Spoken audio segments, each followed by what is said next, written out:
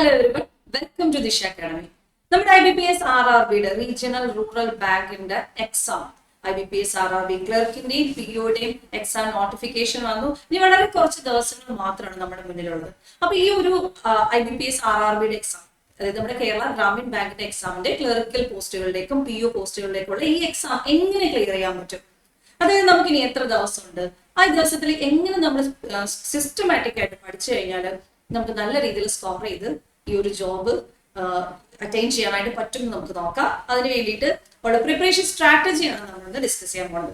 അപ്പൊ നമ്മുടെ IBPSന്റെ കലണ്ടർ അനുസരിച്ച് നമ്മുടെ 21 മുതൽ വരെയാണ് കേട്ടോ, സെപ്റ്റംബർ 21 വരെയാണ് അപ്ലൈ ചെയ്യാനുള്ള ലാസ്റ്റ് ഡേറ്റ്. അത് ആരെങ്കിലും വിട്ടുപോയിട്ടുണ്ടെങ്കിൽ അപ്ലൈ ചെയ്യുക, എന്നിട്ട് പ്രിപ്പറേഷൻ സ്ട്രാറ്റജി കാണാം കേട്ടോ. അപ്പൊ 21 സെപ്റ്റംബറിലാണ് നമുക്ക് അപ്ലൈ ചെയ്യാനുള്ള ലാസ്റ്റ് ഡേറ്റ് വരെ വെയിറ്റ് ചെയ്ത് പെട്ടെന്ന് തന്നെ അപ്ലൈ ചെയ്യുക. നവംബർ ഡിസംബർ മാസത്തിലായിരിക്കും നമുക്ക് പ്രിലിമിനറി എക്സാമിനേഷൻ ഉണ്ടായിരിക്കുന്നത്. അതുപോലെ ഡിസംബർ ഫെബ്രുവരിയിൽ നമുക്ക് മെയിൻസ് എക്സാമിനേഷൻ ഉണ്ടായിരിക്കും. നമുക്ക് ഡീറ്റെയിൽ ആയിട്ട് നോക്കാം. അതായത് ഓൺലൈൻ എക്സാമിനേഷൻ പ്രിലിമിനറി എക്സാമിനേഷൻ വരുന്നത് ഓഫീസർ സ്കെയിൽ 1 ആണെങ്കിൽ 22nd 23rd നവംബറിനാണ്. അതുപോലെ ഓഫീസ് അസിസ്റ്റന്റ് ആണെങ്കിൽ 6th 7th 13th 14th ഡിസംബറിലാണ് വരുന്നത്. അപ്പൊ നിങ്ങൾ IBPS RRBയുടെ PO പോസ്റ്റിനാണ് പ്രിപ്പയർ ചെയ്യുന്നതെങ്കിൽ, PO ആണ് നിങ്ങൾ അൾട്ടിമേറ്റ് എയിമെങ്കിൽ, നിങ്ങൾ ഓർക്കുക നവംബർ 22nd മുതൽ നിങ്ങളുടെ എക്സാം സ്റ്റാർട്ട് ആവുകയാണ്. ഇനി ക്ലറിക്കൽ പോസ്റ്റുകളാണ് നിങ്ങൾ നോക്കുന്നതെങ്കിൽ 6th 7th 13th 14th December നിങ്ങൾക്ക് ഇതിന്റെ എക്സാം ഉണ്ടായിരിക്കും. അപ്പൊ നമുക്ക് ഓൾമോസ്റ്റ് 21st വെച്ച് വരെ നമുക്ക് ആ ഒരു ഡേറ്റ് ഒന്ന് കാൽക്കുലേറ്റ് ചെയ്യാവേ. കാരണം 22-ാം തീയതി നവംബറിൽ എന്തായാലും നിങ്ങൾ POയുടെ എക്സാം എഴുതും. അപ്പൊ 21 വരെ നമുക്ക് സമയമുണ്ട് അല്ലേ? അപ്പൊ പഠിക്കാനായിട്ട് നവംബർ 21 വരെ സമയമുണ്ട്. അപ്പൊ നമുക്ക് എത്ര ദിവസം മൊത്തത്തിൽ കിട്ടും? ഇപ്പൊ ഇന്ന് 11 September 11. Okay, September 11. September 30 days ഉണ്ട്. ഞാനൊരു 15 വെച്ച് കൂട്ടിക്കഴിഞ്ഞാൽ, അല്ലെങ്കിൽ ഒരു സെപ്റ്റംബറിൽ ഞാനൊരു 16-17 ദിവസം ആഡ് ചെയ്യുന്നോളെ. ഓക്കെ, സെപ്റ്റംബറിൽ നിങ്ങൾക്ക് ഒരു 17 ദിവസം കിട്ടും. ബാക്കി പോട്ടെ. ദെൻ ഒക്ടോബറിൽ കറക്റ്റ് 31 ദിവസവും കിട്ടുമേ. ഒക്ടോബറിൽ 31 ഡേയ്സ് ഉണ്ടല്ലോ, ആ 31 ഡേയ്സ് നിങ്ങൾക്ക് പഠിക്കാൻ കിട്ടും. പിന്നെ നവംബർ 21 വരെയാണ് നമ്മുടെ PO പോസ്റ്റിന് പഠിക്കാനുള്ള ടൈം. ക്ലറിക്കൽ പോസ്റ്റ് ആണെങ്കിൽ പിന്നെയും കുറച്ച് ദിവസം കൂടെ കിട്ടുമേ. അപ്പൊ നമുക്ക് മൊത്തത്തില് ഒരു ഏകദേശം അറിയാൻ വേണ്ടിയിട്ടാണ് 69 to 70 ഡേയ്സ് കിട്ടും അല്ലെ. 69-70 ദിവസമാണ് നിങ്ങളുടെ മുന്നിൽ ഇനി ഉള്ളത്. ഈ 69 അല്ലെങ്കിൽ നമുക്ക് റൗണ്ട് ചെയ്ത് ഒരു 65 ഡേയ്സിൽ ഒരു 2 months 5 days നമ്മുടെ മുന്നിലുണ്ട്. എങ്ങനെ പ്രിപ്പയർ ചെയ്യാം, എങ്ങനെ സ്കോർ ചെയ്യാം നമുക്ക് നോക്കാം. അതിനായിട്ട് നിങ്ങൾ ഫസ്റ്റ് ഓഫ് ഓൾ അറിഞ്ഞിരിക്കേണ്ടത് എന്താണ് നമ്മുടെ എക്സാം പാറ്റേൺ, ഏതൊക്കെ സബ്ജക്ട്സ് ആണ് പഠിക്കാനുള്ളത്, എന്തൊക്കെയാണ് അതിന്റെ സിലബസ്, അത് വ്യക്തമായ ധാരണ വേണം. അല്ലാതെ നമ്മുടെ പ്രിപ്പറേഷൻ സ്ട്രാറ്റജി സ്റ്റഡി പ്ലാൻ വെച്ചിട്ടൊക്കെ പഠിച്ചു തുടങ്ങുമല്ല കേട്ടോ. ഉറപ്പായിട്ടും നിങ്ങൾ സ്ട്രോങ് ആയിട്ട് അതിനെപ്പറ്റി നല്ലൊരു ഐഡിയ ഉണ്ടായിരിക്കണം. IBPS RRB PO ആണെങ്കിൽ പ്രിലിമിനറി എക്സാമിനേഷൻ ഉണ്ട്, മെയിൻസ് എക്സാമിനേഷൻ ഉണ്ട്, ഇന്റർവ്യൂ ഉണ്ട്. പ്രിലിംസ് ക്ലിയർ ചെയ്യണം, ദെൻ മെയിൻസ് ക്ലിയർ ചെയ്യണം, എന്നിട്ട് ഇന്റർവ്യൂ ക്ലിയർ ചെയ്താൽ IBPS RRB PO കിട്ടും. ഇനി IBPS RRB ക്ലർക്കിന്റെ കടമ്പകൾ എന്ന് പറഞ്ഞാൽ പ്രിലിമിനറി എക്സാമിനേഷൻ ഉണ്ട്, ദെൻ മെയിൻസ് എക്സാമിനേഷൻ ഉണ്ട്. ഇപ്പൊ 2 സ്റ്റേജസ് ആണ് IBPS RRB ക്ലർക്കിനുള്ളത്. ഓക്കെ, നിങ്ങൾക്ക് ഇതൊക്കെ അറിയാം, ഇതിനെ പറ്റിയൊക്കെ നല്ല ധാരണയുണ്ട്, ഇതിലൊന്നും ഒരു ഡൗട്ട് ഇല്ലെങ്കിൽ നിങ്ങൾ നോക്കുക എക്സാം പാറ്റേൺ എന്താണ്. പ്രിലിംസിന്റെ എക്സാം പാറ്റേൺ നോക്കുക. ഇനി IBPS RRB ക്ലർക്ക് ആണെങ്കിലും IBPS RRB PO ആണെങ്കിലും എക്സാം പാറ്റേൺ സെയിം ആണ് കേട്ടോ. ക്ലറിക്കൽ പോസ്റ്റിനും PO പോസ്റ്റിനും പ്രിലിംസിന്റെ എക്സാം സെയിം ആണ്. എന്താണ് പ്രിലിമിനറി എക്സാമിനേഷൻ നമുക്ക് ചോദിക്കുന്നത്? ക്വാണ്ടിറ്റേറ്റീവ് ആപ്റ്റിറ്റ്യൂഡും റീസണിങ്ങും മാത്രമേ ഉള്ളൂ. Okay, numerical ability and reasoning. അപ്പൊ നിങ്ങൾ ചോദിക്കും, അപ്പൊ ന്യൂമറിക്കൽ എബിലിറ്റി റീസണിങ് ഈ 69 ഡേയ്സ് അങ്ങ് പഠിച്ചു കഴിഞ്ഞാൽ ഓക്കെ ആകത്തില്ലേ? പക്ഷെ അങ്ങനെയല്ല, പ്രിലിംസ് മാത്രം ക്ലിയർ ചെയ്താൽ പോരല്ലോ, ജോബ് വേണമെങ്കിൽ മെയിൻസും കൂടെ ക്ലിയർ ചെയ്യണം അല്ലെ. അപ്പൊ നമ്മൾ പ്രിപ്പയർ ചെയ്യുമ്പോൾ നമുക്കുള്ള ടൈമിൽ കുറച്ച് സമയം മെയിൻസിനും കൂടെ വേണ്ടിയിട്ട് നമ്മൾ സ്പെൻഡ് ചെയ്തേ പറ്റൂ. മെയിൻസും കൂടെ ഓറിയന്റഡ് ആയിട്ട് വേണം നമ്മൾ എപ്പോഴും പ്രിപ്പയർ ചെയ്യാനായിട്ട്. കാരണം നമുക്ക് റീസണിങ് ന്യൂമറിക്കൽ എബിലിറ്റിയും മാത്രം വർക്ക്ഔട്ട് ചെയ്ത് പഠിക്കാനായിട്ടും പ്രാക്ടീസ് ചെയ്യാനായിട്ടും ഇത്രയും ഡേയ്സിന്റെ ആവശ്യമില്ല അല്ലെ. അപ്പൊ നമുക്ക് ബാക്കിയുള്ള ദിവസങ്ങൾ എന്തിനും കൂടെ യൂസ് ചെയ്യണം, മെയിൻസിന്റെ പ്രിപ്പറേഷനും കൂടെ യൂസ് ചെയ്താൽ മാത്രമേ നിങ്ങൾക്ക് ഏറ്റവും നല്ല രീതിയിൽ സ്കോർ ചെയ്ത് ഈ എക്സാം ക്ലിയർ ചെയ്യാനായിട്ട് പറ്റും. അപ്പൊ നിങ്ങൾക്ക് റീസണിങ് 40 ക്വസ്റ്റ്യൻ ഉണ്ട്, 40 മാർക്കിന്റെ ആണ്. 25 minutes ആണ് ടൈം അലോട്ട് ചെയ്തിരിക്കുന്നത് റീസണിങ്ങിൽ കേട്ടോ. അപ്പം ഈ 40 മാർക്ക് സ്കോർ ചെയ്യാൻ തന്നെ നമ്മൾ പ്രിപ്പയർ ചെയ്യണം. അതുപോലെ ന്യൂമറിക്കൽ എബിലിറ്റി ആണെങ്കിൽ 20 minutes ആണ്, 40 questions ആണ്. 40ക്ക് വേണ്ടി തന്നെ നമ്മൾ എയിം ചെയ്യണം. 40 സ്കോർ ചെയ്യണം, 40 മാർക്ക് ഞാൻ വാങ്ങണം. ആ ഒരു രീതിയിൽ തന്നെ പ്രിപ്പയർ ചെയ്യണം. ഓക്കെ, നിങ്ങളുടെ പ്രിപ്പറേഷൻ എപ്പോഴും മൈൻഡിൽ അങ്ങനെ തന്നെ ആയിരിക്കണം. ഓക്കെ, ഇനി മെയിൻസിലോട്ട് വരുമ്പോഴത്തേക്കും റീസണിങ് ഉണ്ട്, മാത്സും ഉണ്ട്, ന്യൂമറിക്കൽ എബിലിറ്റി ഉണ്ട്, റീസണിംഗും ഉണ്ട്, ന്യൂമറിക്കൽ എബിലിറ്റി ഉണ്ട്. പിന്നെ എക്സ്ട്രാ എന്താ ഉള്ളതെന്ന് വെച്ച് കഴിഞ്ഞാൽ റീസണിംഗും ന്യൂമറിക്കൽ എബിലിറ്റിയും കഴിഞ്ഞിട്ട് നമുക്ക് എക്സ്ട്രാ ഉള്ളതെന്ന് പറഞ്ഞാൽ ഇംഗ്ലീഷ് ഉണ്ട്, ജനറൽ അവയർനെസ് ഉണ്ട്, കമ്പ്യൂട്ടർ ഉണ്ട്. ഇംഗ്ലീഷും ജനറൽ അവയർനെസ്സും കമ്പ്യൂട്ടറും കൂടാണ് നമ്മൾ മെയിൻസ് എക്സാമിനേഷന് വേണ്ടി പഠിക്കുന്നത്. നമ്പർ ഓഫ് ക്വസ്റ്റ്യൻസ് അറിയാലോ, റീസണിംഗ് 40 ക്വസ്റ്റ്യൻ ആണ്, 50 മാർക്കാണ് നിങ്ങൾക്ക് അതിനകത്ത് നേടുന്നത്. 40 ക്വസ്റ്റ്യനകത്ത് 50 മാർക്ക് സ്കോർ ചെയ്യാൻ പറ്റും.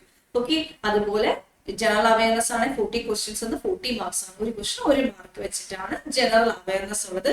ന്യൂമറിക്കൽ എബിലിറ്റി ആണെങ്കിൽ 40 ക്വസ്റ്റ്യൻസ് 50 മാർക്കാണ്. റീസണിംഗ് പോലെ തന്നെയാണ്. 40 ക്വസ്റ്റ്യനിൽ 10 ക്വസ്റ്റ്യൻ എത്ര മാർക്കാ? 2 മാർക്ക് വെച്ചിട്ട്. അപ്പൊ 50 മാർക്കിന്റെ 30 മിനിറ്റ്സ് ആണ് അവിടെയും ടൈമിംഗ് ഉള്ളത്.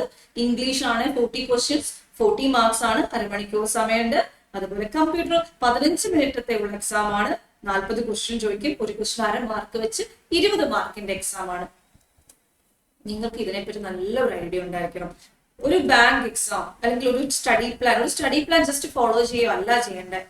നിങ്ങൾ ആദ്യം മനസ്സിലാക്കേണ്ട കാര്യം എന്ന് വെച്ച് കഴിഞ്ഞാൽ എത്ര സ്റ്റേജസ് ആയിട്ടാണ് ഒരു എക്സാം ആണ്. ക്ലർക്കൽ പോസ്റ്റ് ആണെങ്കിൽ 2 സ്റ്റേജസ് ഉണ്ട്, PO ആണെങ്കിൽ 3 സ്റ്റേജ് ഉണ്ട്, പ്രിലിംസ്, മെയിൻസ്, ഇന്റർവ്യൂ. പിന്നെ മനസ്സിലാക്കേണ്ട എക്സാം പാറ്റേൺ, പ്രിലിംസിന് ഏതൊക്കെ സബ്ജക്ട് ചോദിക്കും, മെയിൻസിന് ഏതൊക്കെ സബ്ജക്ട് ചോദിക്കും.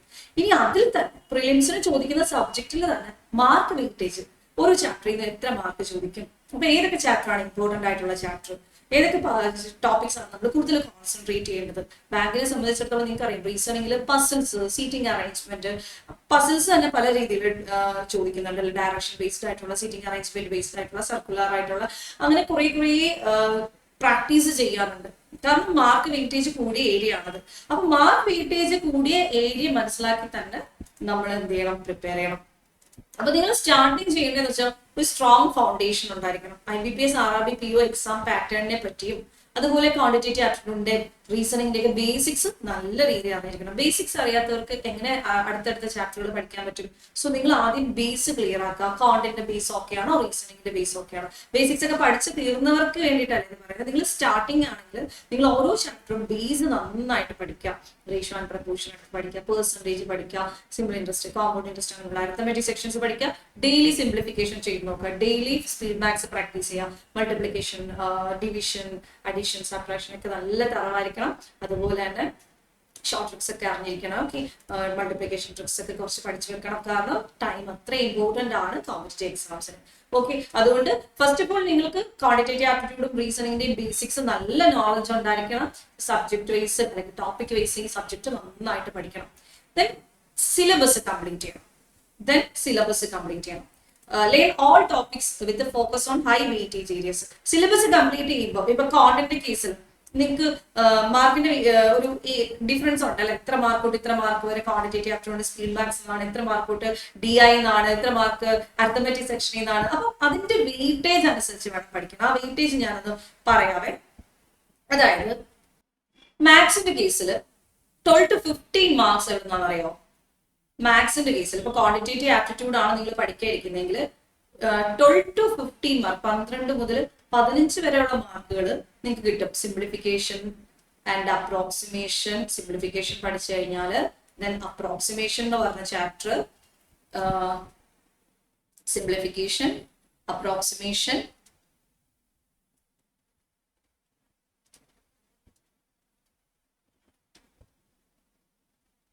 അതുപോലെ missing and wrong number series. Number series എന്ന് പറയാം, മിസ്സിംഗ് നമ്പേഴ്സോ റോങ് നമ്പേഴ്സിന്റെ series, number series. Then quadratic equation. 12 മുതൽ 15 മാർക്ക് വരെ സ്കോർ ചെയ്യും. ഇത്രയും ടോപ്പിക്സ് ഇമ്പോർട്ടന്റ് ആണ്. അതുപോലെ തന്നെ 8 മുതൽ 10 മാർക്ക് വരെ സ്കോർ ചെയ്യാൻ പറ്റും. എന്ത് പഠിച്ചാലോ 8 മുതൽ 10 മാർക്ക് വരെ സ്കോർ ചെയ്യാൻ പറ്റും. നിങ്ങൾ DI, ഡേറ്റ സഫിഷ്യൻസി, അങ്ങനെയുള്ള ടോപ്പിക്സ്. DI മാത്രമായിട്ട് എഴുതുക, കാരണം ഡേറ്റ സഫിഷ്യൻസി ഒക്കെ മെയിൻസിനാണ് കൂടുതലായിട്ടും ചോദിക്കുന്നത്. അപ്പൊ DI ഒക്കെ പഠിച്ചു കഴിഞ്ഞാൽ 8 മുതൽ 10 മാർക്ക് വരെ നിങ്ങൾക്ക് സ്കോർ ചെയ്യാൻ പറ്റും. പിന്നെ അരിത്തമെറ്റിക് സെക്ഷൻസ്, നമ്മുടെ percentage, simple interest, compound interest, profit and loss, time and work, time and distance, ഇങ്ങനെയുള്ള ക്വസ്റ്റ്യൻസ് നിങ്ങൾക്ക് 10 മുതൽ 12 ക്വസ്റ്റ്യൻ വരെ സ്കോർ ചെയ്യാൻ പറ്റും. ഇങ്ങനെയാണ് നമ്മുടെ മാർക്കിന്റെ വെയിറ്റേജ് എന്ന് പറയുന്നത്. അപ്പൊ നിങ്ങൾ ഇതാ കുറച്ച് ടോപ്പിക്സിൽ നിന്ന് കൂടുതൽ സ്കോർ ചെയ്യാൻ പറ്റുന്ന ഒരു ഏരിയ ആണ്. അതുപോലെ 10 to 12 മാർക്ക് വാങ്ങിക്കാൻ പറ്റുന്ന അരിത്തമെറ്റിക് സെക്ഷൻസ് ഒക്കെ സ്കോർ ചെയ്യാൻ പറ്റുന്ന ഏരിയ ആണ്. DI ഒക്കെ നമുക്ക് എത്ര മിനിറ്റ് കിട്ടുന്നത്? 5 മിനിറ്റ്സ് അല്ലെങ്കിൽ 10 മിനിറ്റ്സിലൊക്കെ നമുക്ക് ആ ഒരു 5 മിനിറ്റ്സിലൊക്കെ സ്കോർ ചെയ്യേണ്ടത് ആ ഒരു DIയുടെ ക്വസ്റ്റ്യൻസ് ഒക്കെ. അപ്പൊ നിങ്ങൾ സിസ്റ്റമാറ്റിക് ആയിട്ട് മോക്ക് ടെസ്റ്റ് ഒക്കെ എഴുതി പ്രാക്ടീസ് ചെയ്യുന്നവർക്ക് ആ ടൈം മാനേജ്മെന്റിലൂടെ ഓക്കെ ആവും. ടൈം മാനേജ്മെന്റ് ഇമ്പോർട്ടന്റ് ആണ്. അപ്പൊ ഒരു സിലബസിന്റെ എക്സാം പാറ്റേൺ എന്ന് പറയുമ്പോഴത്തേക്കിന് സിലബസ് കവർ ചെയ്യാന്നല്ല, ആ ഒരു ടൈമിനനുസരിച്ച് അത് സ്കോർ ചെയ്യാനുള്ള ഒരു എബിലിറ്റി കൂടെ വേണം. സ്പീഡ് ആൻഡ് ആക്യുറസി, സ്പീഡ് കൂടുകയും വേണം, ആക്യുറസി കുറയുകയും ചെയ്യരുത്. ഓക്കെ, അതുപോലെ തന്നെ സ്ട്രക്ചേർഡ് റിവിഷൻ. കുറച്ച് പേരുടെ വിചാരം എന്ന് വെച്ചാൽ പഠിച്ചു കഴിഞ്ഞാൽ എല്ലാം കംപ്ലീറ്റ് ആയിരുന്ന അല്ല, നന്നായിട്ട് റിവൈസ് ചെയ്യണം. നമ്മൾ പഠിച്ച ബേസ് തൊട്ട് നമ്മൾ റിവൈസ് ചെയ്യണം. Revise all concept from phase 2. നിങ്ങൾ എന്തൊക്കെയാണോ വെയിറ്റേജ് അനുസരിച്ച് പഠിക്കുന്നത് എല്ലാം സ്ട്രക്ചേർഡ് ആയിട്ട് റിവൈസ് ചെയ്യാം. ഇത്ര റാൻഡം ഡേയ്സിൽ റിവൈസ് ചെയ്യാനായിട്ട് ശ്രദ്ധിക്കാം. പിന്നെ previous year questions papers practice ചെയ്യണം, PYQs പ്രാക്ടീസ് ചെയ്യണം, പ്രീവിയസ് ഇയർ ക്വസ്റ്റ്യൻസ് പ്രാക്ടീസ് ചെയ്യണം. ഓക്കെ, അപ്പൊ ഇവിടെ previous year papers to understand എക്സാമിന്റെ ട്രെൻഡ് അറിഞ്ഞ് പഠിക്കണം. അപ്പൊ 2000-ലെ ക്വസ്റ്റ്യൻസും 2024-ലെ ക്വസ്റ്റ്യൻസും തമ്മിൽ നല്ല ഡിഫറൻസ് വേണം അല്ലെ. ഒന്നുകിൽ എക്സാമിന്റെ ലെവലിൽ അല്ലെങ്കിൽ എക്സാമിന്റെ ആ ഒരു ക്വസ്റ്റ്യൻസ് എടുത്ത് പിക്ക് ചെയ്ത രീതിയിൽ ഒക്കെ വ്യത്യാസം കാണും. അപ്പൊ ഏറ്റവും ട്രെൻഡ് അനുസരിച്ച്, അതായത് ലാസ്റ്റ് 5 ഇയറിലെ പ്രീവിയസ് ഇയർ ക്വസ്റ്റ്യൻ പേപ്പേഴ്സും ചെയ്ത് പഠിച്ചിട്ട് വേണം നിങ്ങൾ എക്സാമിന് പോകാനായിട്ട്. അതുപോലെ നിങ്ങൾ മോക്ക് ടെസ്റ്റും ചെയ്യണം, അതിന്റെ അനാലിസിസും ചെയ്യണം കേട്ടോ. മോക്ക് ടെസ്റ്റും ചെയ്യണം, അതിന്റെ അനാലിസിസും ചെയ്യണം. മോക്ക് ടെസ്റ്റും അനാലിസിസും ചെയ്യുവാണെങ്കിൽ നിങ്ങൾക്ക് സ്പീഡ് ഇംപ്രൂവ് ചെയ്യാൻ പറ്റും, ആക്യുറസി ഇംപ്രൂവ് ചെയ്യാൻ പറ്റും. നമുക്ക് വീക്ക് ഏരിയസ് ഏതൊക്കെയാണ് നമുക്ക് സ്കോർ ചെയ്യാൻ പറ്റാത്ത ഏരിയ അതൊക്കെ ഇംപ്രൂവ് ചെയ്യാനായിട്ട് പറ്റും. ഓക്കെ, അപ്പൊ നമുക്ക് ഒരു പ്രാവശ്യം മോക്ക് ടെസ്റ്റ് എഴുതിയപ്പോൾ എപ്പോഴും സിമ്പിൾ ഇൻട്രസ്റ്റ്, കോമ്പൗണ്ട് ഇൻട്രസ്റ്റ് അല്ലെങ്കിൽ ടൈം ആൻഡ് ഡിസ്റ്റൻസ് എന്ന് ചോദിക്കുന്ന ചോദ്യങ്ങളൊന്നും ചെയ്യാൻ പറ്റുന്നത്. അപ്പൊ നമ്മുടെ വീക്ക് ഏരിയ ഏതാണ് നമ്മൾ കണ്ടുപിടിച്ചു, അത് സ്കോർ ചെയ്യുന്നു. അല്ലെങ്കിൽ റീസണിങ് ആണെങ്കിൽ റീസണിങ്ങിൽ, പസിൽസ് ആണെങ്കിൽ പസിൽസ് വീണ്ടും പ്രാക്ടീസ് ചെയ്യുന്നു. Practice makes a man perfect അല്ലെ. നമ്മൾ എത്രമാത്രം മാത്സ് ഒക്കെ ടഫ് ആണെന്ന് പറയുന്നവരോട് ഞാൻ പറയുന്നതാണ്, നിങ്ങൾ 10 ക്വസ്റ്റ്യൻ ചെയ്ത് പഠിച്ചപ്പോൾ ടഫ് ആണെങ്കിൽ നിങ്ങൾ 10 ക്വസ്റ്റ്യന് പകരം 100 ക്വസ്റ്റ്യൻ ചെയ്ത് പഠിക്കണം. പിന്നെ നിങ്ങൾക്ക് ആ ഒരു പ്രശ്നം വരില്ല. നമ്മുടെ ക്വസ്റ്റ്യൻസിന്റെ എണ്ണം കൂട്ടിയാൽ മതി, പ്രാക്ടീസ് ചെയ്യുന്ന ക്വസ്റ്റ്യൻസിന്റെ എണ്ണം കൂട്ടിയാൽ മതി.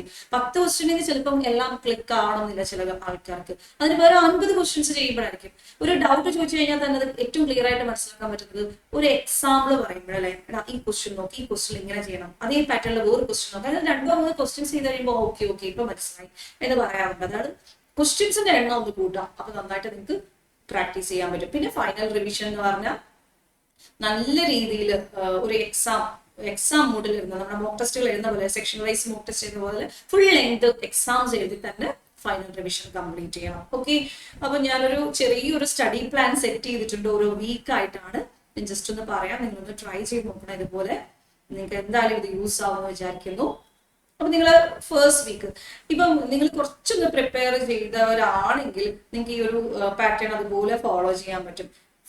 നിങ്ങൾ സ്റ്റാർട്ടിങ് ആണെങ്കിൽ, നിങ്ങൾ ഫ്രഷേഴ്സ് ആണെങ്കിൽ, നിങ്ങൾ ഇപ്പൊ മാത്സ് ആണെങ്കിലും റീസണിങ് ആണെങ്കിലും അതിന്റെ ചാപ്റ്റർ ഓർഡർ ഉണ്ട്, ആ ഓർഡർ അനുസരിച്ച് തന്നെ പഠിക്കണം. ഇപ്പൊ മാത്സ് ആണെങ്കിൽ സിംപ്ലിഫിക്കേഷൻ ഡെയിലി പ്രാക്ടീസ് ചെയ്യേണ്ട ഒരു സാധനം. എല്ലാ ദിവസവും ഹാഫ് അവർ സിംപ്ലിഫിക്കേഷന് വേണ്ടി യൂസ് ചെയ്യാം. എല്ലാ ദിവസവും ഹാഫ് അവർ. നിങ്ങൾക്ക് ഒരുപാട് മെറ്റീരിയൽസ് ഗൂഗിളിലെല്ലാം അവൈലബിൾ ആണ്.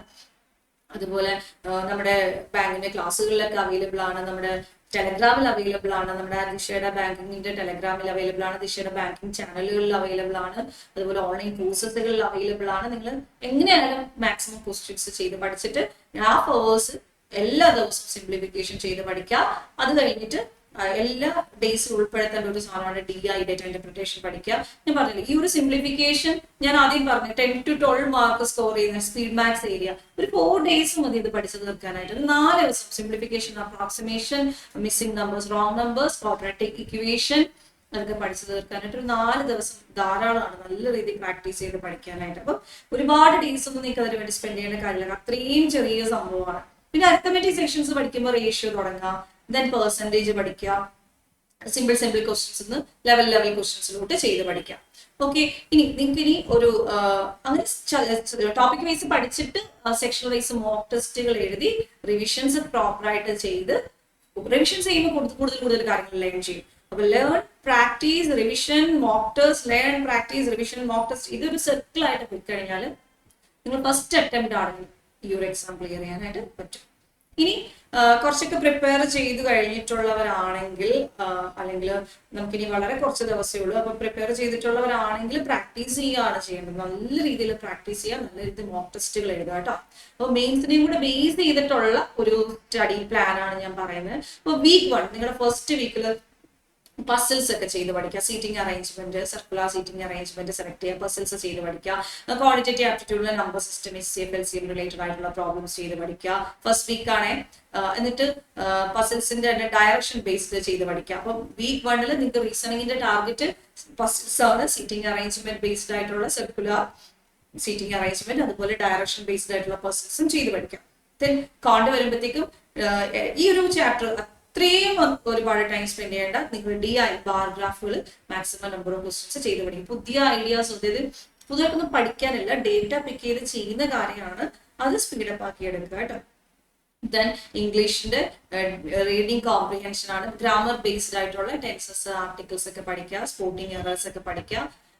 ഈ വീക്കുകളിൽ നിങ്ങളൊരു 5 വീക്സ് മെയിൻസിനെ നോക്കി മെയിൻ ആയിട്ട് പഠിച്ചാൽ മതി. ബാക്കിയുള്ള ഒരു 3 വീക്സ് നിങ്ങൾ എന്ത് ചെയ്യാം, പ്രിലിംസ് ബേസ്ഡ് തന്നെ പഠിക്കുക കേട്ടോ. പ്രിലിംസിനെ ബേസ് ചെയ്ത് തന്നെ പഠിക്കുക. ഒരുപാട് ടൈം മെയിൻസിന് വേണ്ടി കൊടുക്കാതെ കുറച്ച് ജനറൽ അവയർനെസ്, കുറച്ച് പ്രാക്ടീസ് സെക്ഷനോ വലിയ റിവിഷനോ ഒക്കെ മാത്രം ചെയ്താൽ മതി. പ്രിലിംസിനെ ബേസ് ചെയ്ത് കൊടുക്കുക. ഓക്കെ, അപ്പൊ നിങ്ങളുടെ മുന്നിൽ 8 വീക്ക് ഉണ്ടെന്ന് വെച്ച് കഴിഞ്ഞാൽ 8 വീക്ക് ആണെങ്കിൽ 8 into 7 56 days. Okay, 8 or 9 weeks okay ആണ് അല്ലെ. 9 വീക്സ് ഉണ്ടെങ്കിൽ 63 days കിട്ടും. ഓക്കെ, അപ്പൊ ആ 9 വീക്സിൽ നിങ്ങളൊരു 6 വീക്ക് പ്രിലിംസ് പ്ലസ് മെയിൻസ് തന്നെ പ്രിപ്പയർ ചെയ്യുക. ലാസ്റ്റ് നിങ്ങൾ കൂടുതലും പ്രിലിംസിനെ ഫോക്കസ് ചെയ്ത് തന്നെ പഠിക്കുക. എല്ലാ ദിവസവും കൂടുതൽ സമയം മാത്സ് റീസണിങ്ങിന് മാത്രം സ്പെൻഡ് ചെയ്യുക. ഓക്കെ, വളരെ കുറച്ച് സമയം മാത്രം. ആദ്യത്തെ വീക്ക് ഓക്കെ, ആദ്യത്തെ ഒരു 4 വീക്ക് ഓക്കെ, പിന്നെ അങ്ങോട്ട് 5th വീക്കിലും 6th വീക്കിലും ഒക്കെ മെയിൻസിന്റെ ഒരു കോൺസെൻട്രേഷൻ കുറച്ച് കൂടുതലും പ്രിലിംസ് ഫോക്കസ് ചെയ്ത് തന്നെ പഠിക്കുക. വളരെ കുറച്ച് സമയം മാത്രം മെയിൻസിന് വേണ്ടി പ്രിപ്പയർ ചെയ്യാം. ഓക്കെ, അതുപോലെ തന്നെ computer knowledge, fundamentals of computer പഠിക്കാം. ഹിസ്റ്ററി ഓഫ് കമ്പ്യൂട്ടേഴ്സും വീക്ക് 1 കംപ്ലീറ്റ് ചെയ്യാം. 7 ദിവസം ഉണ്ട്, നിങ്ങൾക്ക് അതിൽ വേണമെങ്കിൽ ഒരു ദിവസം റെസ്റ്റ് ആക്കാം. ഓക്കെ, പിന്നെ നാഷണൽ കറണ്ട് അഫയേഴ്സും ഇന്റർനാഷണൽ കറണ്ട് അഫയേഴ്സും ഒന്ന് നോക്കാം. പിന്നെ എല്ലാ ദിവസവും ഞാൻ പറഞ്ഞ പോലെ ഒരു മോക്ക് ടെസ്റ്റ്, എല്ലാ വീക്കിലും 1-2 മോക്ക് ടെസ്റ്റുകളും എഴുതാനായിട്ട് ശ്രമിക്കാം. Then week 2 number series, odd man out, അങ്ങനെയുള്ള കാര്യങ്ങൾ പഠിക്കാം. ബ്ലഡ് റിലേഷൻ ആൻഡ് അനലോഗി എന്ന് പറഞ്ഞ ചാപ്റ്റർ സെലക്ട് ചെയ്യാം. ഇവിടെ അക്കൗണ്ടിൽ ആവറേജസും പെർസെൻറ്റേജും എടുത്തു, രണ്ടും പഠിക്കാം. ആവറേജിന് ഒരു 3 days കൊടുക്കാം, പെർസെൻറ്റേജിന് ഒരു 3 days കൊടുക്കാം. അങ്ങനെയൊക്കെ പഠിച്ചാൽ മതി. ആവറേജ് ഒരു 2 days കൊടുക്കാം, പെർസെൻറ്റേജ് ഒരു 3 days കൊടുക്കാം. ബാക്കി 2 days simple interest and compound interest പഠിക്കാം. ഓക്കെ, അല്ലെങ്കിൽ 2 days അങ്ങനെ എന്തെങ്കിലും നിങ്ങൾക്ക് സെറ്റ് ചെയ്യാം. Okay, 2 days average, 2 days percentage, 2 days 3 days simple interest and compound interest. അതിനുള്ള റിവിഷൻ ടൈമും കൂടെ നിങ്ങൾ സെറ്റ് ചെയ്യണേ. പിന്നെ rearrangement of sentence, idioms and phrases ആണ് ഇംഗ്ലീഷിൽ സെലക്ട് ചെയ്തേക്കുന്നത്. നെറ്റ്വർക്കിംഗ്, സോഫ്റ്റ്വെയർ ആൻഡ് ഹാർഡ്വെയർ ആണ് കമ്പ്യൂട്ടർ നോളജ്. അതുപോലെ ജനറൽ സയൻസ് നമുക്ക് ചോദിക്കാറില്ല. ഗവൺമെന്റ് സ്കീംസ് നോക്കിയാൽ മതി, ഗവൺമെന്റ് സ്കീംസ് എന്തെങ്കിലും ഉണ്ടെങ്കിൽ നോക്കിയാൽ മതി. ഞാൻ പറഞ്ഞു ഓരോ വീക്ക് കഴിയുമ്പോഴും ഈ ഒരു ജനറൽ അവയർനെസിന്റെ ടോപ്പിക്സുകൾ മാറ്റിയിട്ട്, അതുപോലെ കമ്പ്യൂട്ടറിന്റെ ടോപ്പിക്സുകൾ മാറ്റിയിട്ട് ഫുള്ളി കൂടുതലും പ്രിഫറൻസ് റീസണിങ്ങും കോണ്ടിനും കൊടുക്കുക കേട്ടോ. അപ്പൊ കുറച്ചുകൂടെ ടൈം നിങ്ങൾക്ക് റീസണിങ്ങും കോണ്ടും പ്രിപ്പയർ ചെയ്യാൻ കിട്ടും. അപ്പൊ ഡെയിലി മോക്കിന്റെ കാര്യം മറക്കണ്ട. എല്ലാ ദിവസവും ഒരു മോക്ക് ടെസ്റ്റ് ചെയ്യുക. ഒരു 5 വീക്ക് കഴിഞ്ഞാൽ എല്ലാ ദിവസവും മോക്ക് ടെസ്റ്റ് ചെയ്യണം. ഇത് ഞാൻ പറയുന്നത് വീക്ക്ലി ട്വൈസ്, അതായത് ആഴ്ച 2 മോക്ക് ടെസ്റ്റ് വെച്ചാൽ നിങ്ങൾ സ്റ്റാർട്ട് ചെയ്യണ്ടേ. പക്ഷെ ലാസ്റ്റ് ആകുമ്പോൾ ഡെയിലി 1 മോക്ക് ടെസ്റ്റ് എഴുതുന്നത് മസ്റ്റ് ആയിട്ട് നിങ്ങൾ ചെയ്യാം. ഓക്കെ, അപ്പൊ ഇങ്ങനെയാണ് ഒരു study plan. Then last week എത്തുമ്പോഴത്തേക്ക് നമുക്ക് കുറെ ടോപ്പിക്സ് ഉണ്ട്. ലാസ്റ്റ് വീക്സ് വീണ്ടും റിപ്പറ്റേഷൻ ഉണ്ട് കേട്ടോ. പസിൽസ്, മിസ്ലേനിയസ്, കോഡിംഗ്, ഡീകോഡിംഗ് ഇതൊക്കെ ഓൾറെഡി പോയതാണ്, റിവിഷന് വേണ്ടിയിട്ടാണ് സെറ്റ് ചെയ്തേക്കുന്നത്. അതുപോലെ ടൈം നമ്പർക്ക് പോയതാണ്, ആവറേജ് പോയതാണ്, റിവിഷന് വേണ്ടിയിട്ടാണ്. വീണ്ടും ആവറേജ് ഒക്കെ ഇട്ടിട്ടുണ്ട്. വീണ്ടും റിവൈസ് ചെയ്യാൻ, പെർസെന്റേജ് പഠിച്ചതാണ് അത് വീണ്ടും റിവൈസ് ചെയ്യാനായിട്ടുണ്ട്. പ്രോഫിറ്റ് ലോസ് പഠിച്ചതാണ് അത് വീണ്ടും റിവൈസ് ചെയ്തിട്ടുണ്ട്. ഓക്കെ, പിന്നെ ഇംഗ്ലീഷ് ലാസ്റ്റ് വീക്കുകളിലൊന്നും ഇംഗ്ലീഷ് നിങ്ങൾ ഒരുപാട് കോൺസെൻട്രേറ്റ് ചെയ്യേണ്ട. കാരണം നിങ്ങളുടെ മുന്നിൽ ഒരു 1 month പിന്നീട് പ്രിലിംസ് കഴിയുമ്പോൾ ആ ഒരു ടൈമിൽ നിങ്ങൾ കൂടുതലായിട്ടും ഇംഗ്ലീഷ് ഒക്കെ ഫോക്കസ് ചെയ്താൽ മതി. ഓക്കെ, അപ്പൊ ഞാൻ പറഞ്ഞ പോലെ ഒരു മാക്സിമം ഒരു 7 വീക്ക് നിങ്ങൾക്ക് പ്രിലിംസ് പ്ലസ് മെയിൻസിൽ പഠിക്കാം. കൂടുതൽ ടൈം മെയിൻസിനും കൂടെ ചേർത്ത് പഠിക്കാം. പക്ഷേ ലാസ്റ്റ് പ്രത്യേകം ശ്രദ്ധിക്കാം, നിങ്ങൾ പ്രിലിംസ് ക്ലിയർ ആവാണ്ട് മെയിൻസ് ക്ലിയർ ആവില്ല. അപ്പൊ ഫസ്റ്റ് അറ്റംപ്റ്റ് ചെയ്യുന്നവരാണെങ്കിൽ മാത്സ് റീസണിങ് കംപ്ലീറ്റ് പഠിച്ചതിന് ശേഷം മാത്രം, പ്രിലിംസ് എഴുതി ക്ലിയർ ചെയ്തതിനു ശേഷം മാത്രം ബാക്കി മെയിൻസിലുള്ള ടോപ്പിക്സ് നോക്കുക. ഇനി ഒരുവിധം പഠിച്ചവരാണ്, 1-2 എക്സാമുകൾ എഴുതി പ്രാക്ടീസ് ഉണ്ട്, ഒരുവിധം എക്സാംസ് ക്ലിയർ ചെയ്യുന്ന ഒരു ലെവലിൽ എത്തിയവരാണെങ്കിൽ നിങ്ങൾ പ്രിലിംസ് പ്ലസ് മെയിൻസിന് വേണ്ടി തന്നെ പഠിക്കുക. കാരണം അവരുടെ എല്ലാ പ്രശ്നം പ്രിലിംസ് ക്ലിയർ ആവും, മെയിൻസ് ക്ലിയർ ആവുന്നില്ല എന്നുള്ളതാണ്. അപ്പൊ അവർ മസ്റ്റ്ലി ഈ ഒരു സ്റ്റഡി പ്ലാൻ ഫോളോ ചെയ്യുക. ഈ ഒരു സ്റ്റഡി പ്ലാൻ അതുപോലെ ഫോളോ ചെയ്യുക. അവർ ക്വാണ്ടും പഠിക്കണം, റീസണിങ്ങും പഠിക്കണം, ഇംഗ്ലീഷും പഠിക്കണം, കമ്പ്യൂട്ടറും പഠിക്കണം, ജനറൽ അവയർനെസ്സും പഠിക്കണം, ഡെയിലി ഒരു മോക്ക് ടെസ്റ്റ് ചെയ്യണം. അപ്പൊ ഡിപ്പെൻസ്. അപ്പൊ ഓരോരുത്തരെ അനുസരിച്ചാണ് ഈ സ്റ്റഡി പ്ലാൻ മാറുന്നത്. ഇതിപ്പോ ഞാൻ ഇട്ടതാ ഇതുപോലെ എല്ലാവർക്കും ഫോളോ ചെയ്യാൻ പറ്റണമെന്നില്ല. ഓരോരുത്തർക്കും ഓരോരോ കാര്യങ്ങൾ ഉണ്ടാക്കി. അപ്പൊ മോർണിംഗ് സെക്ഷൻ നിങ്ങൾ ചെയ്യേണ്ടതെന്ന് വെച്ച് കഴിഞ്ഞാല് മോർണിംഗ് സെക്ഷൻ നിങ്ങൾക്ക് ന്യൂ ടോപ്പിക്സ് എടുത്ത് വെച്ച് പഠിക്കാം. അതുപോലെ തന്നെ കുറച്ച് ഇൻട്രസ്റ്റ് കുറഞ്ഞ ടോപ്പിക്സ് തന്നെ പഠിക്കും. ഇപ്പൊ മാത്സ് ഇഷ്ടമില്ലാത്തതാണ് ആദ്യം മാത്സ് ഒന്ന് പഠിക്കണം കേട്ടോ. അതായത് ലാസ്റ്റ് മാത്സ് വെച്ചേക്കല് ജി കെ. അതുപോലെ തന്നെ ഈ നിങ്ങൾ ടൈം സെറ്റ് ചെയ്യുമ്പോൾ മോർണിംഗ് ടൈം എടുക്കുമ്പോൾ ഒരു മാക്സിമം 3 to 4 hours പഠിക്കാനായിട്ട് എടുക്കുക. ഏർലി മോർണിംഗ് എടുക്കുകയാണെങ്കിൽ രാവിലെ ഒരു 4 മണിക്കൊക്കെ എഴുന്നേറ്റ് പഠിക്കുന്നവരാണെങ്കിൽ 4 to 7 പഠിക്കാനായിട്ട് ശ്രദ്ധിക്കുക. ഒരു കുറച്ചു നേരം ബ്രേക്ക് ഒക്കെ എടുക്കാം, പഠിക്കാനായിട്ട് ശ്രദ്ധിക്കുക. ഇനി ഒരു 6 മണിക്ക് എഴുന്നേൽക്കുന്നവരാണ് 6 to 8 എടുത്തിട്ട് ഒരു ബ്രേക്ക് എടുത്തിട്ട് ഒരു 9 to 11 അങ്ങനത്തെ രീതിയിൽ സെറ്റ് ചെയ്യാം. എന്തായാലും മോർണിംഗ് തന്നെ ഒരു 4 hours സെറ്റ് ചെയ്യാനായിട്ട് ശ്രമിക്കുക. ഏത് പാറ്റേൺ ആയാലും കുഴപ്പമില്ല. പിന്നെ ഒരു ആഫ്റ്റർനൂൺ ബ്രേക്ക് ഒക്കെ എടുത്തിട്ട് ആഫ്റ്റർനൂൺ ഒരു 2 to 3 hours പഠിക്കാനായിട്ട് ശ്രദ്ധിക്കുക. നൈറ്റ് അതുപോലെ 4 hours പഠിക്കാനായിട്ട് ശ്രദ്ധിക്കുക കേട്ടോ. അപ്പൊ അങ്ങനെ പഠിക്കുകയാണെങ്കിൽ മാത്രമേ ഫസ്റ്റ് അറ്റംപ്റ്റിലൊക്കെ തന്നെ ക്ലിയർ ചെയ്യണമെങ്കിൽ നിങ്ങൾ ഹാർഡ് വർക്ക് ചെയ്യണം. ഹാർഡ് വർക്ക് ചെയ്യാൻ ഒരു പരിപാടി നടക്കത്തില്ല. പഠിക്കാതെ പരീക്ഷ പാസ്സാവാനൊന്നും പറ്റില്ല. പഠിച്ചു തന്നെ പാസ്സാവണം. സോ ഹാർഡ് വർക്ക് ചെയ്യാൻ റെഡിയാണ്. 10 to 12 hours വരെയൊക്കെ പഠിക്കാൻ പറ്റുമെങ്കിൽ അത്രയും പഠിക്കണം. മിനിമം 8 മണിക്കൂറെങ്കിലും പഠിക്കണം. ഓക്കെ. അപ്പൊ ഇതൊക്കെയാണ് എൻ്റെ ഒരു പ്രിപ്പറേഷൻ സ്ട്രാറ്റജി പറയുന്നത്. സോ എല്ലാവർക്കും all the very best. Okay, thank you.